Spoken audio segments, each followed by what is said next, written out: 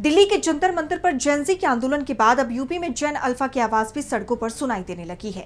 इसी कड़ी में 11 अगस्त को हमीरपुर में खराब सड़क से परेशान सैकड़ों स्कूली बच्चे हाथों में तिरंगा लेकर कलेक्ट्रेट पहुंच गए। बच्चों ने डीएम दफ्तर में घुसने की कोशिश की और फिर गेट पर ही धरने पर बैठ गए।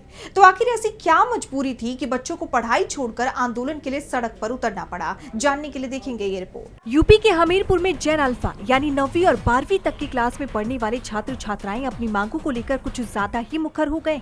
इसी कड़ी में 11 अगस्त को जेन अल्फा का गुस्सा सड़कों पर भी दिखाई दिया। कुरारा ब्लॉक की ग्राम पंचायत चंदूपुर से जुड़े करीब आधा दर्जन डेरों को जोड़ने वाली सड़क की दुर्दशा से परेशान होकर सैकड़ों छात्र छात्राओं ने कलेक्ट्रेट पर धावा बोल दिया, जिसे लेकर सियासत गर्मा गई है। आपको बता दें, इससे पहले 3 जुलाई को भी स्कूली बच्चों और ग्रामीणों ने सड़क की दुर्दशा को लेकर प्रदर्शन किया था।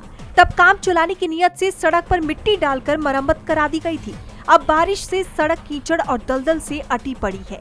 इससे स्कूली बच्चों और ग्रामीणों की आवाजाही बुरी तरह से प्रभावित है, जिसके बाद 11 अगस्त को एक बार फिर सैकड़ों बच्चे और ग्रामीण हाथों में तिरंगा लेकर कलेक्ट्रेट पहुंच गए। इसकी जानकारी मिलते ही एसडीएम सदर अभिषेक कुमार और CO Yashpal Singh police force के साथ रास्ते में ही प्रदर्शनकारियों को रोकने के लिए पहुंच गए, लेकिन सफल नहीं हो सके।